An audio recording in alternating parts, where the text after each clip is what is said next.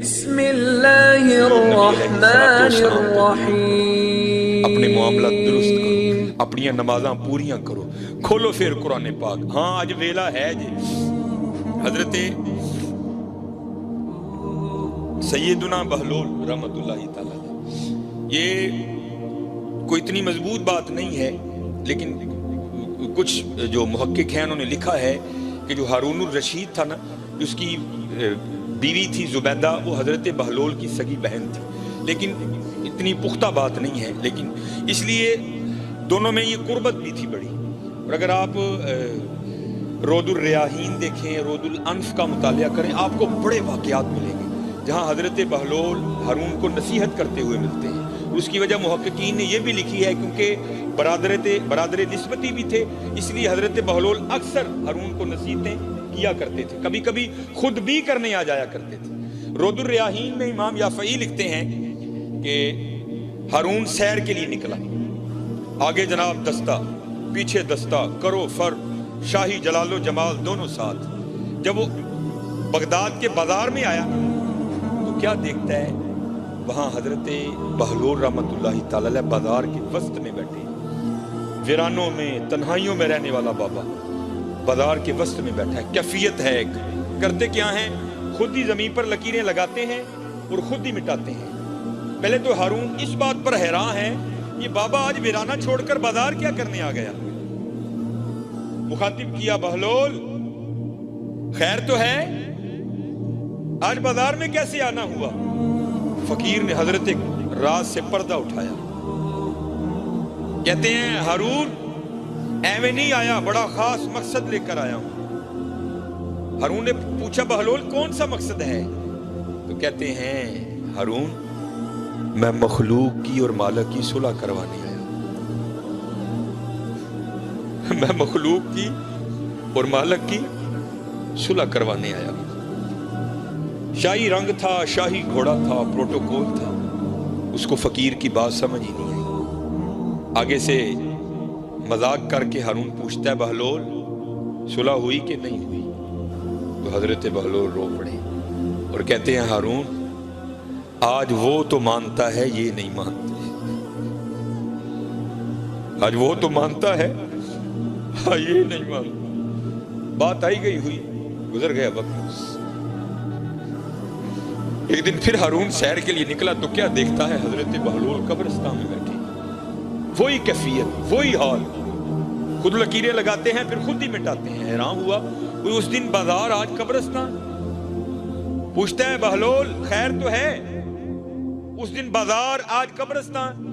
حضرت بہلول کہتے ہیں ہارون صرف جگہ بدلی ہے، کام وہی کر رہا ہوں. بادشاہ تھا، بھول چکا تھا. کہتا ہے بہلول کون سا کام؟ آپ نے فرمایا مخلوق کی اور مالک کی صلح کروا رہا. ہارون کو یاد آ گیا تو پوچھتا ہے بہلول اس دن تو بات نہیں بنی تھی، آج بھی بنی کہ نہیں بنی؟ حضرت بہلول رو پڑے. آپ نے فرمایا ہارون آج یہ تو مانتے ہیں، آج وہ نہیں مانتا. آج ویلا جی منا لو یار، آج ویلا جی منا لو. 70 ماؤں سے بڑھ کر پیار کرنے والا رہو، 70 ماؤں سے. حضرت عمر رضی اللہ تعالیٰ عنہ کا دور خلافت تھا.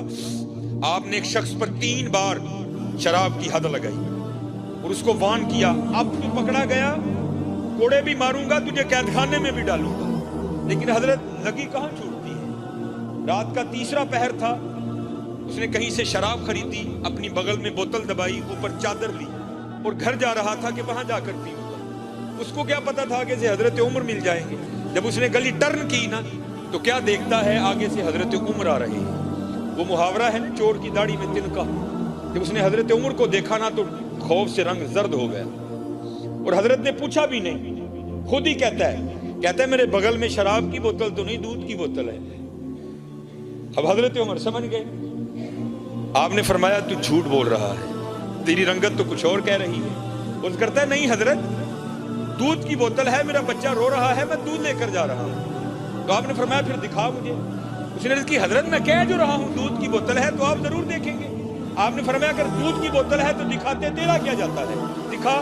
اب وہ دکھاتا نہیں. حضرت عمر دیکھنے پر مجبور کر رہے ہیں.